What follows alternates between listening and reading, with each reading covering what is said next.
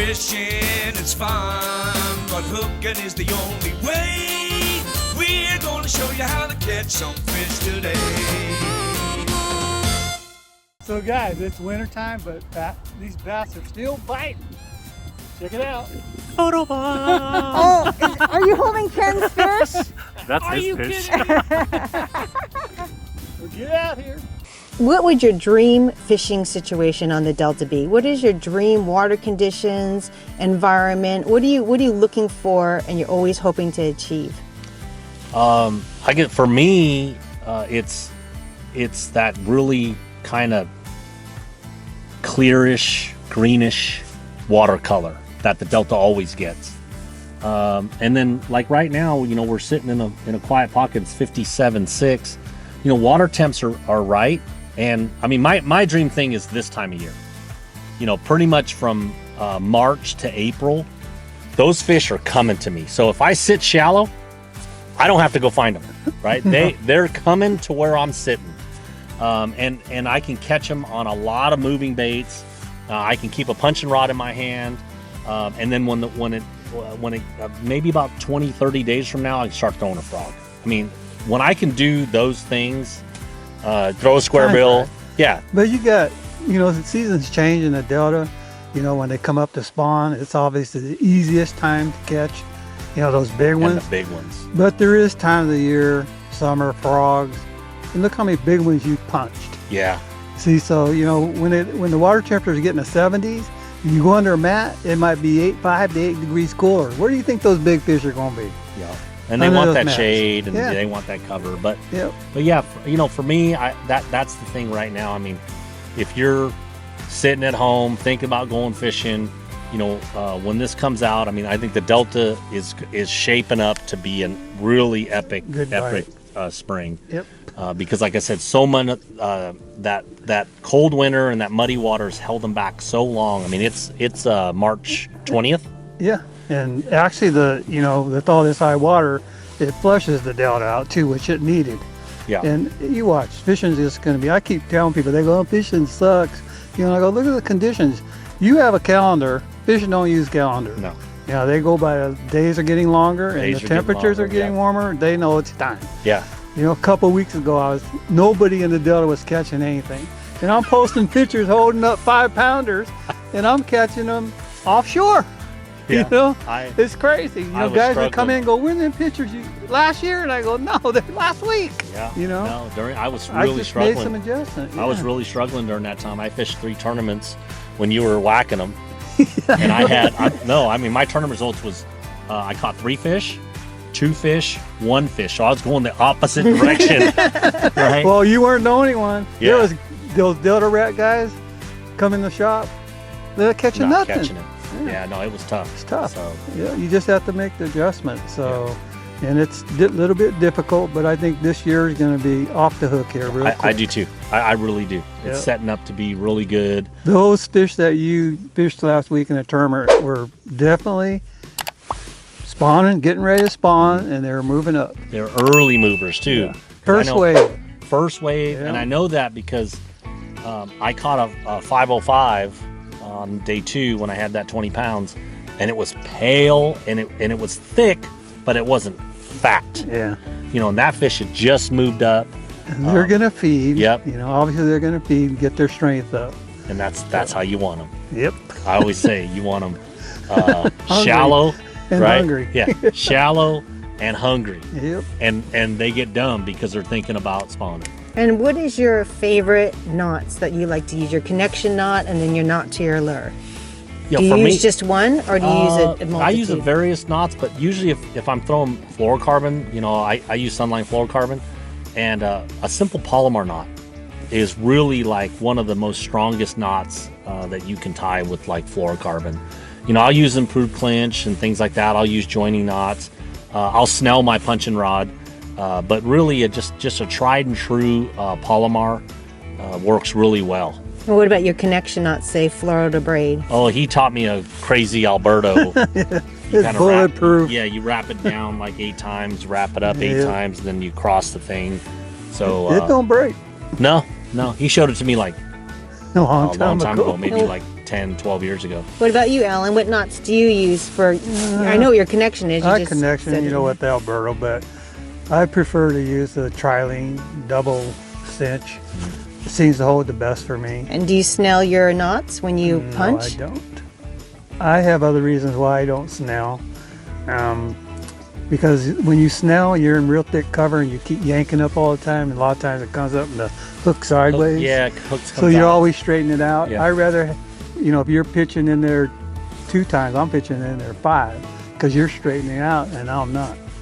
And I think when they eat it, those big ones, don't matter. Yeah, it don't matter. And do you use scent on a regular basis? I don't. You know, I don't use scent. Ask him. Unless you're getting whoops, and then you're like, Denise, can I borrow your scent? Sometimes. I'm a firm believer in it. Anything that I throw that has like a skirted material, like a G-Money punch skirt, or a vibrating jig, or even spinnerbait. If it has like a skirt on it, Yeah, you scent it. I scent it. It won't hurt. No. Do you put it on the trailer or on the skirt itself? Well, I'll just smear it around, but I'll put it on the skirt because the skirt will hold that. You know. You don't think it affects the action to have that? I don't. And, you know, and it's got it's got smell trail. I mean, I use ProCure. It's real sticky and gooey. I mean, I have it handy, like right here. That's what you look. It's the bottle's old. It's you don't even know what it is, but I keep it handy, the ProCure, and I like garlic craw. Yeah, so actually, I have to really admit, a month ago when I was on them fish, using the bladed jig, I was putting scent on it. Because winter and tough. Yeah. Right. And I'd reel so slow they could smell it. Yeah. No, I mean, I really think that, when they eat it, it doesn't hurt. There's no way that it can hurt. One of the things I noticed that when I put scent on, and I really pay attention, especially like when I'm using a lure, whether it's a lipless or whatever it is, or a jig, a bladed jig. I pay attention to where that jig is or where that lure is when that fish hits. Mm-hmm. And if they choke it, I know I'm doing something very right. Got the right color, right retrieve, everything's right. Everything's right. But if when you start hooking them on the outside of the mouth, then I'm not sure. Right. Then and that goes back to your question about how long do you throw a bait. I have a similar story to Alan's. I was actually at Clear Lake, and I was throwing a square bill, and I was catching fish. I was catching the right fish. But every fish I caught had the hook like on the outside of their mouth. Mm-hmm. And I knew from experience that I had to find the right color. So I kept changing color, looking for it. And in the end, what I was throwing was the only thing that it would eat. But they didn't have it really deep. And usually, like exactly what Alan says, when I hook a fish, everything at that point is how deep does the fish have it, right? Because that's going to tell me how hard I can fight it. Yeah. Also, and then it tells me if I'm doing the right thing. Because but it also lets you know that fish, you've got him food. He wants it. Right. He's trying to choke it. Yep. You can't reel fast enough to get a lure away from him. You cannot. No. I remember when I was in my 20s, I listened to Bobby Barrett do a seminar. Yeah. And I remember something I learned from him. He says that you cannot physically reel a reel faster than a bass can swim to get your bait. Nope. It's impossible to do that. It's true. Yeah. So that's why, like throwing buzz baits and rattle traps, that it's just going by them and they got to react to it. Yeah. But if a bass wants to eat something on the end of your line, he gonna get it. Done deal. Yeah. Done deal. It's going to get ate. Don't matter. So do you have a reel speed that you prefer? I use everything from, he uses slower reels than I do. Yeah. I have 1 7-to-1. All my rests are 5 and 6. Yeah, see, so I'm a little opposite. My slowest are the 6 2-to-1s. Then I'll throw the 7 4-to-1s, and then I have a couple of 8-to-1s. Yeah, I like to actually on the XGs I throw the Corrados. Yeah. And on the XGs, I like throwing that a whopper plopper, or especially a single buzzer. I like throwing it on those high-speed reels because when you make a long cast, it's really easy to just reel. You're not, I'm just kind of like doing this, you know. Yeah. So yeah, you have to have a variation of those reels, and I think a common mistake that people make is, you know, whether you have 3 reels or 4 reels, they buy all the same ones, they buy all the same gear ratio, Yep. and it's very key that what bait you're throwing Yep. has to match the equipment that you have. You know, you can't throw a bladed jig on an 8-to-1. Yeah. You know, just it's not too fast. It's too fast.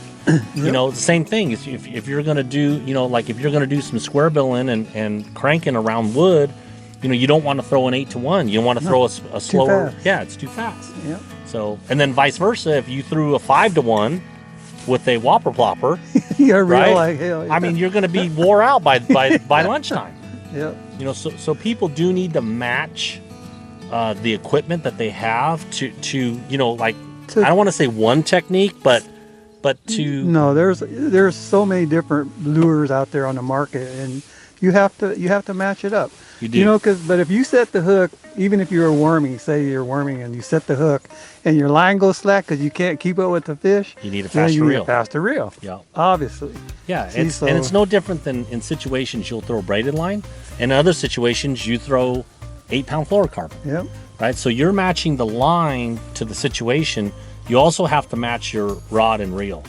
You know, You know, I tell people every time you do something right, whether it's your line, your gear ratio, your rod, how your rod bends, you know, everything. If you could put them all together, you're going to catch more fish than the next guy. Yeah. You always have to look, you know. I add a piece of fluorocarbon 25-pound test on the front of my topwater lures when I'm striper fishing, when I rip it hard. Because if I use braid right to it, it just jumps out of the water right? instead of darting left to right. Right. So there's all kinds of things, and all those little things will make you a better fisherman. Ken, do you have a favorite fishing memory that you'd like to share with us? I guess a recent one. You know, I mean, that's something that's not tournament related. The fondest memories I have are being 5, 6, 7, 8 years old, fishing on the banks of the Delta with my dad, my brother, and my sister. You know, and then recently my nephew is 14, and I've been taking him out, and he's really getting hooked into it. So I get to see my brother more. So, you know, fishing, as much tournament success as I have had, and as much as I enjoy the industry, I think the most simplest memories are those with family and friends. Yeah. You know, that's what I enjoy the most, you know, because that's what you think about. You know, like, you know, what's happened this last week, you know, we'll talk about it forever. You know, that's just, that's what we'll, you know, that's what we'll do. Yep, if your dad didn't take you out, you might not be fishing right now. Nope. You might be playing professional golf. I don't know about all that. How about you, Alan? You have a favorite fishing memory? Yeah, you know, I have so many, and you know, I was lucky to have a father that loved to hunt and fish, and then his partner was like a second dad to me, took me everywhere fishing too. So I was just fortunate to, you know, to learn how to fish when I was at a very young age. I can't remember. I remember when Folsom was first built, and we were out there catching bass on minnows and stuff. But I have a lot of fond memories of fishing, and even now I do. I mean, even with this guy here. I mean, think how different it would be if, you know, I always say this, and I say this on my social media. I have met some of my best friends, my greatest friends, through fishing. Yeah. I Me really too. have. I mean, Yeah. it draws, Yep. you know, a high cultured person, an individual, and Well, you know, have the same interests. You yeah, know, but it helps. yeah, and you just, you know, like I said, I just, like, some of my best friends to this day are because of fishing. Yeah. You know, Yep. I and could say the that's same. special. You know, that's really If it special. wasn't fishing, I wouldn't know you. No, for sure. I would never walk in the store. I was 22 when I walked in the store. Yeah. Oh, I know. You're still 22. That makes me 30. If you have any interest in fishing, they're having it at the convention center, right? Yeah. So Tell them about it. Okay, so it's April 14th, 15th, 16th. It's the Western Bass Shootout. It is we're gonna blast off at Discovery Park in downtown Sacramento all 3 days. The whole field fishes the first 2 days. They cut it to the top 10. The top 10 fish on Sunday, and there's a 100,000 square foot outdoor expo at the Sacramento Convention Center. The weigh-ins are going to be indoor, so it's going to be drive-by. So they're going to tow my boat in there. It's going to be a big stage. I mean, it's just going to be a really, really big deal. There's going to be food there. There's going to be vendors there. So if you want to come and talk to high-profile anglers, see some stuff, maybe even buy some stuff, that whole bit. So April 14th, 15th, 16th, Sacramento Convention Center on J Street. They've never had anything like this on. No, nothing. We've never had anything like this out here. The closest thing that they're trying to build with this is, they're trying to model it after like the Bassmaster Classic, and basically those types of big events don't come west of Texas. Nope. So this is the first time. This is the very first one, inaugural event.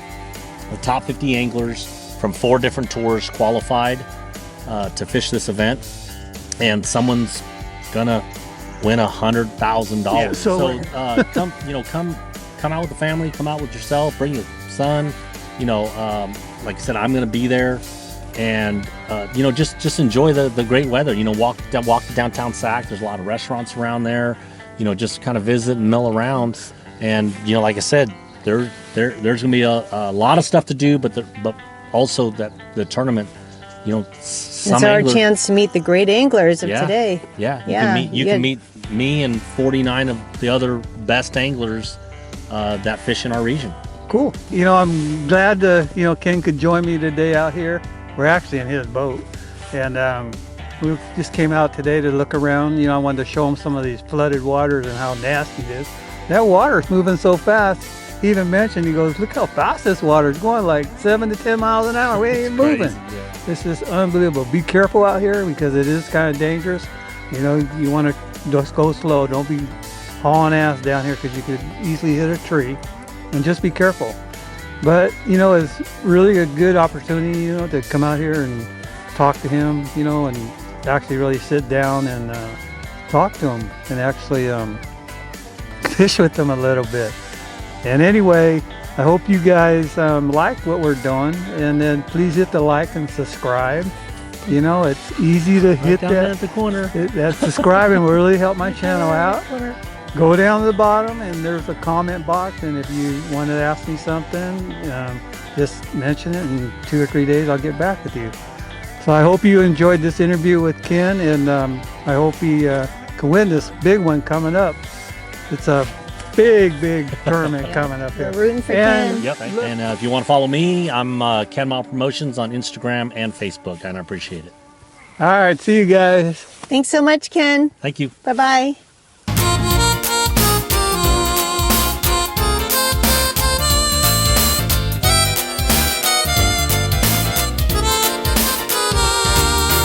Fishing is fun, but hooking is the only way. We're gonna show you how to catch some fish today.